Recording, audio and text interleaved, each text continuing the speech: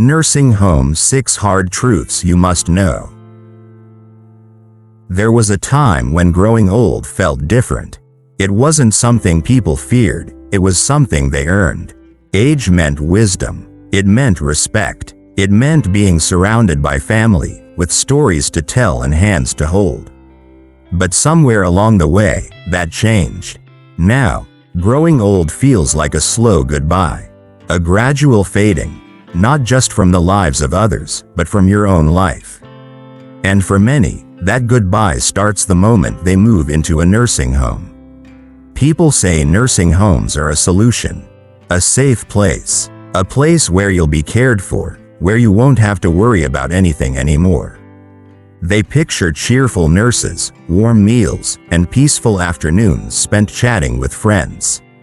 They tell you, it'll be good for you, you'll be comfortable, you'll be taken care of. And maybe, for some, that's true. But what they don't tell you is how quickly comfort turns into confinement. How the freedom you once had disappears behind schedules, routines, and rules made for efficiency, not for happiness. They don't tell you about the long, quiet hours of waiting for a visitor who never comes. Or how easy it is to lose yourself when everything is done for you. I've seen it happen. I've felt it happen. The first morning waking up in a place that doesn't feel like home. The slow realization that your choices, what to eat, when to sleep, even when to step outside, are no longer yours to make. The moment you stop asking for small things, because you've learned that asking too much makes you a difficult resident. But what if I told you it doesn't have to be this way? What if I told you that even in a place designed to take care of you, you can still fight to be you? That there are ways to hold onto the life you once had, to keep your body strong, your mind sharp, your presence felt. If you've ever feared growing old, if you've ever wondered what happens after independence starts slipping away, if you've ever thought, I don't want to just exist, I want to live, then stay with me.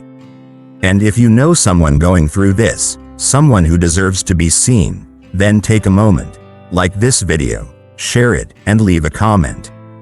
Because sometimes, all it takes to remind someone they matter is a simple, I'm here.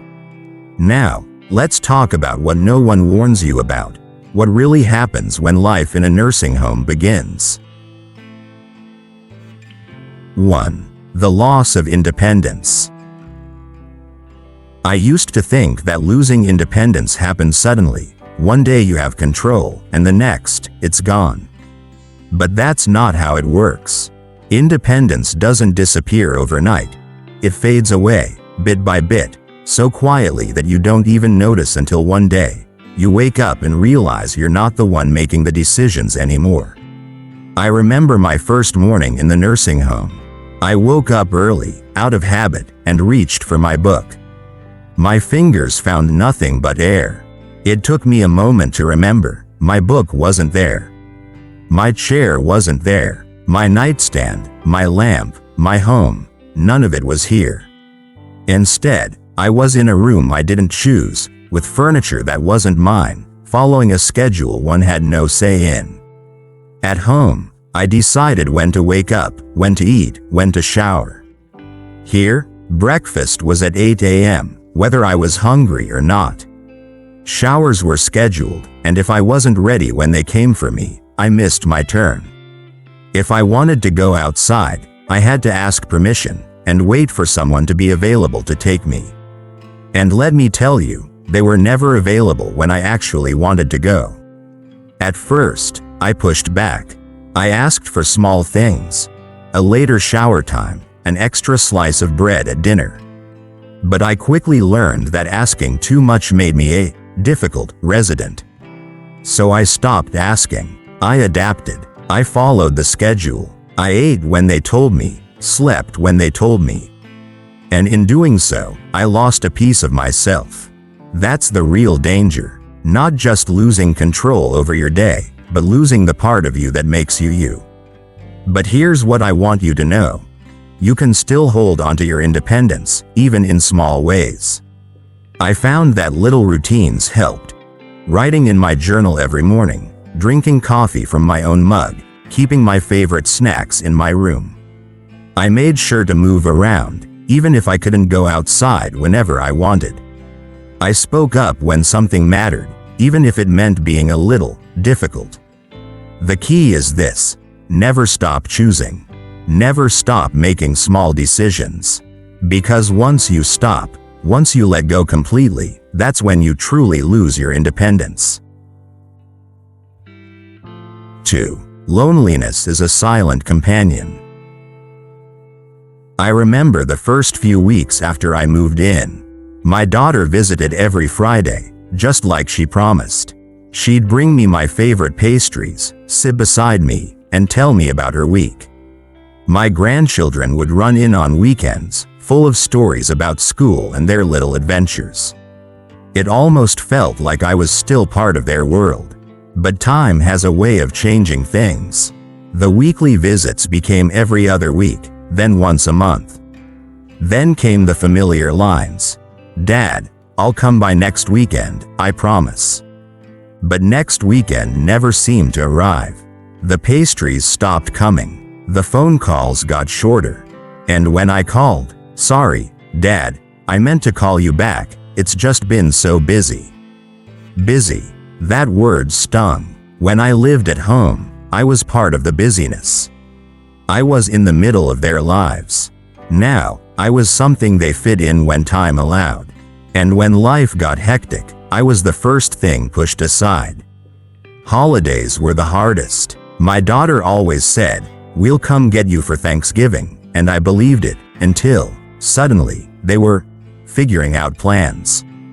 Then, "Dad, I'm so sorry, but things just didn't work out this year." And so I sat in the common room, watching other residents stare at the door, hoping today wouldn't be another day where the world forgot we existed. Loneliness in a nursing home isn't just about being alone. I used to enjoy solitude at home, sitting on my porch, sipping coffee, listening to the birds. But here, loneliness feels different. It's waiting. It's watching the clock, hoping for a knock that never comes. It's being surrounded by people but still feeling invisible. At first, I told myself I'd get used to it. But hope is a stubborn thing. Every time the phone rang, I still thought, maybe it's my daughter. Maybe this time, she'll say, "Dad, we miss you. Come home for the day."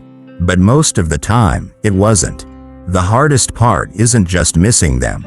It's realizing they don't miss you the same way. But here's what I learned: waiting only makes it worse. If I sat here every day, staring at the door, waiting for my family to rescue me from loneliness, I'd never be happy again. So I stopped waiting. I started making new connections. I found a group of residents who didn't like eating dinner in silence either. We started sitting together, telling old stories, laughing about things that happened decades ago. I made a point to learn people's names, ask about their lives. And do you know what? When I stopped focusing on what I had lost, I started seeing what I still had. I also learned to connect with my family in ways that worked for them. My granddaughter barely answers phone calls, but when I sent her a funny picture of myself making a silly face, she replied instantly. My daughter was too busy for long visits, but when I asked her to send me short voice recordings about her day, she did. I had to learn to meet them where they were, instead of expecting them to come back to how things used to be. And letters, real, handwritten letters, made all the difference. I started writing to my grandchildren, sharing memories they had never heard before. And when they wrote back, I held onto those letters like treasures. It wasn't the same as having them here, but it was something. Loneliness doesn't disappear completely. Some nights, I still feel it creeping in. But I've found ways to quiet it. I've found people to laugh with, small joys to hold on to, ways to stay involved in my family's lives, even from a distance. And if you ever find yourself here, in a place where life feels like it's moving on without you, remember this. You can sit and wait for the world to remember you, or you can find ways to remind the world that you're still here. 3. The loss of purpose. I remember a time when work wasn't just something you did, it was who you were. People took pride in their craft, whether they were carpenters shaping wood, teachers shaping young minds, or homemakers shaping the heart of a family. Purpose wasn't just about what you did during the day, it was about knowing that what you did mattered. When I was younger, I would see my father wake up before dawn, tie his work boots, and leave with a sense of purpose. He never once complained about the long hours because he believed that every nail he hammered, every board he placed, was building something real, something lasting. That's what life was about, doing, creating, contributing. And for most of my life, I had that too. When I was at home, my days had structure, not because someone imposed it on me, but because I chose it. I had things to do. I made my coffee just the way I liked it. I took care of my garden, talked to my plants like they were old friends, grumbled at the weeds for trying to take over. I fixed things around the house because there was always something needing fixing. And even when I wasn't working on something physical, I had a sense of responsibility, looking after my family, making sure my grandchildren knew they could always call me, staying engaged in the world. But when I moved into the nursing home, all of that was stripped away. No more coffee making because breakfast was served on a schedule. No more gardening because there was no garden to tend. No more fixing things because here, everything was done for me. At first, it felt like a break, like the retirement people always talk about. No more chores, no more responsibilities. But soon, I realized something was missing. The days stretched long, not because they were peaceful, but because they were empty. I saw it happen to others too. George, my neighbor down the hall, used to be a carpenter. At home, he was always building something, furniture, birdhouses, even small repairs around his house. But here, there were no tools, no projects, no sense of creation. One day, he looked at me and said, "I feel useless." And I knew exactly what he meant. It's not just boredom, it's the slow fading of meaning. When there's nothing to do, your mind slows. Your body follows. And before you know it, you start feeling like you're just waiting. Waiting for the next meal. Waiting for the next visitor. Waiting for time to pass. I won't sugarcoat it, it's a terrible feeling. But I also learned that just because you're in a place where things are done for you doesn't mean you have to stop doing. I found small ways to reclaim a sense of purpose. I started writing letters to my grandchildren, not just short notes, but stories. Stories about when I was young, about the mistakes I made, the lessons I learned. And they wrote back. Suddenly, I wasn't just sitting around, I was passing something down. I also found that purpose doesn't have to come from big things. I made a habit of checking in on others, asking how they were doing, remembering little things about their lives. When the staff saw that I was engaged, they started asking for my help with small things, helping to organize books in the common room, setting the table for meals. It wasn't much, but it was something. And the biggest thing? I stopped thinking of myself as just a resident. I started thinking of myself as a mentor, a storyteller, a friend. Because the truth is, purpose isn't about where you are, it's about who you decide to be. Losing purpose isn't just about losing tasks, it's about losing yourself. And if you ever find yourself in that place, I hope you remember this. Your life still has meaning, even if it looks different now. You just have to find it in new ways. 4. Physical decline happens faster than expected. I remember when people used to say, use it or lose it. Back then, it was just a saying, something we laughed about when we saw an old friend getting a little slower, a little stiffer. But in a nursing home, I saw what that phrase really meant. And let me tell you, it's not funny anymore. I watched a man named Frank when he first arrived. He walked in on his own 2 feet, carrying a small suitcase, a proud old man with a firm handshake and a voice that still had some strength in it. The staff told him, "You don't have to worry about anything here, Frank. We'll take care of you." And that's exactly what they did. They brought him his meals, helped him into his chair, reminded him not to overexert himself. At first, he thought it was nice. A little break, he called it. But a few months later, I barely recognized him. The man who once walked confidently down the hall now moved with slow, careful steps. Then came the walker, then the wheelchair. It happened so quietly that even he didn't notice at first.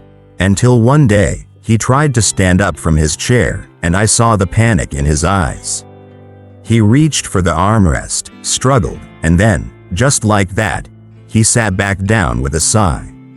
"I used to be stronger than this," he muttered. Alice was the same way. She came in determined to keep her routine. Morning stretches, daily walks, even a little light dancing when music played in the common room. But little by little, the place changed her. She stopped taking as many walks because it was easier to sit and chat. She started using the elevator instead of the stairs because it was more convenient. And then one day, I saw her gripping the handrails in the hallway, taking slow, unsteady steps. "I feel like I aged 10 years in just a few months," she whispered. And the truth was, she had.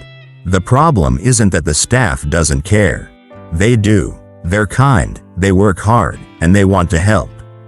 But the problem is, when everything is designed to make life easier, it also makes it lazier. The body is like an old machine.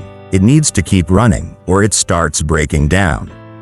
And in a place where someone is always ready to do things for you, you forget that doing things for yourself is what keeps you strong. I remember one evening, I watched a nurse tie Frank's shoelaces for him. It seemed like such a small thing, an act of kindness. But then I thought about how Frank used to bend over, tie them himself, and joke about how he still had a little fight left in him. That day, he just sat there, hands on his lap, waiting for someone else to do it. I wonder if he even realized how much had changed. So what can you do? The trick isn't to reject help entirely, but to choose what help you accept. If someone offers to push your wheelchair, say no and walk a few steps. If they bring your food to the table, fine, but get up and fetch your own napkin. Keep doing small things, even when it feels easier not to. Because once you let go of one thing, it's too easy to let go of the next. Alice figured it out before it was too late. One day, she stopped waiting for someone to walk with her and started pushing herself, just a little at a time. "Even if it's just 5 minutes," she said, "I have to move." And Frank? Well, he started tying his own shoes again. Slowly, at first, but you should have seen the smile on his face when he finally did it without help. Losing strength doesn't happen all at once. It's in the small moments, the times you could move but don't. And once you slow down, getting back up isn't as easy as you think. 5. The loss of privacy and dignity. I once believed that privacy was a given, something you never had to think about until it was taken away. At home, I had my own space, my own rules. I could close my bedroom door, sit in silence if I wanted, and take my time getting dressed in the morning. But here, privacy is a luxury, a rare, fleeting thing that disappears the moment you move in. I remember walking past the room of an old friend, Mr. Leonard, one day. His door was wide open, as it always was, because the staff needed to check on him regularly. He sat in his chair, staring at the ceiling, while a nurse folded his laundry right in front of him. His socks, his shirts, even his undergarments, handled by someone else, stacked neatly on a shelf that he didn't arrange himself. "I used to fold my own laundry," he said to me once, shaking his head. "Now they do it for me. Feels like I'm not even living my own life anymore." I knew what he meant. Privacy here isn't just about having a door to close. It's about the small, everyday moments that remind you that you are still in control of your own life. But in a place where people constantly check on you, knock on your door, or sometimes don't even bother knocking, and schedule everything from your meals to your showers, it starts to feel like you've lost ownership of your own body. The worst is when you need help with things you've done independently your entire life. Bathing, dressing, even going to the bathroom. Tasks that once felt natural now require another person's presence. And no matter how kind the staff is, no matter how gently they try to assist you, it still stings. You tell yourself that it's just part of aging, that it's necessary, but deep down, you wonder, when did I stop being treated like an adult? It happens to everyone here, in one way or another. Some adjust, some don't.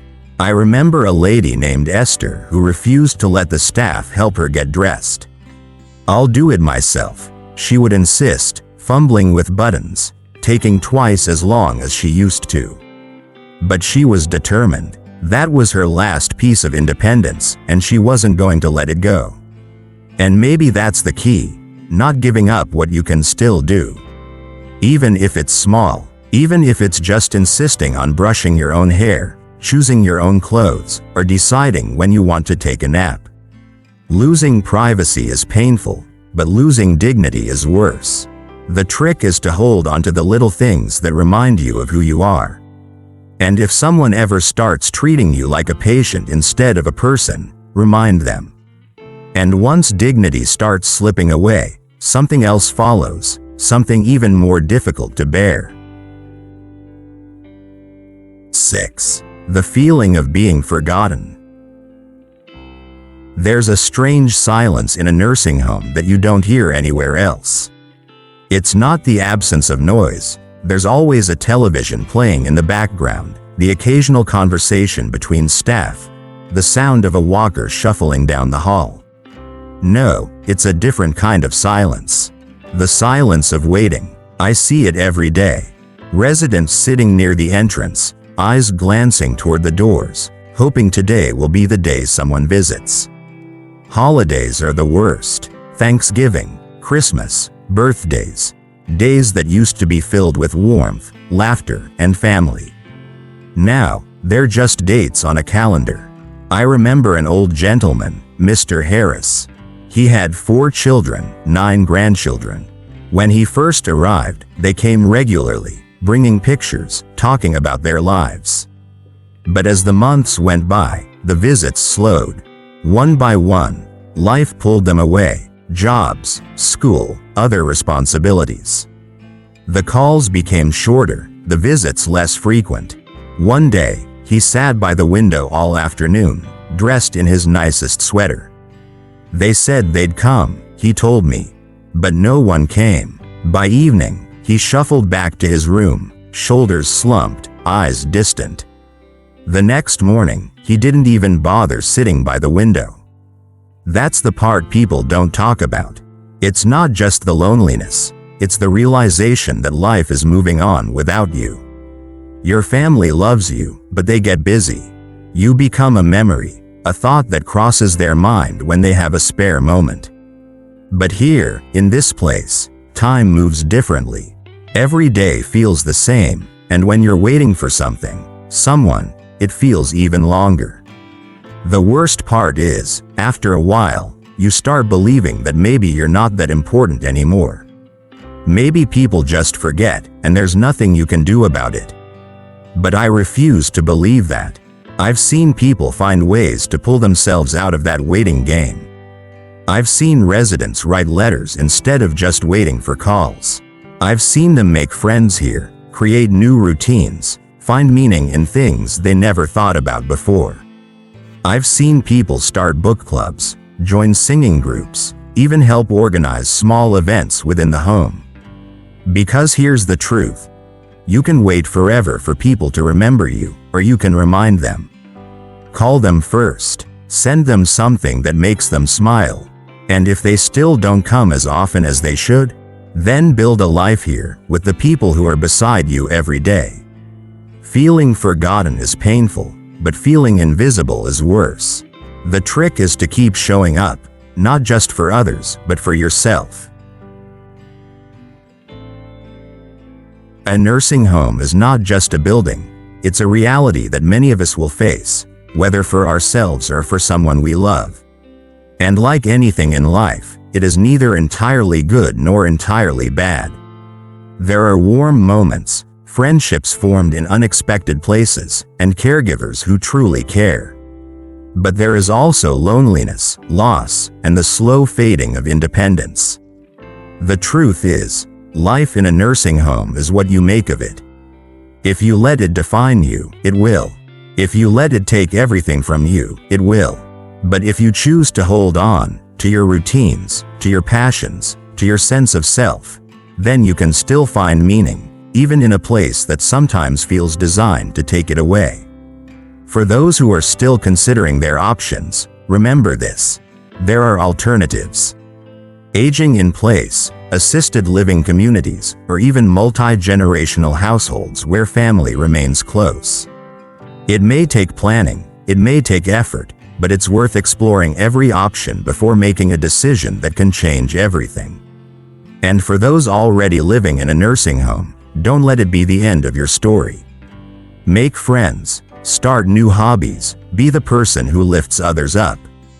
Call your family instead of waiting for them to call you. Write letters, tell your stories, share your wisdom. You still have so much to offer the world. Aging isn't about counting the years, it's about making the years count.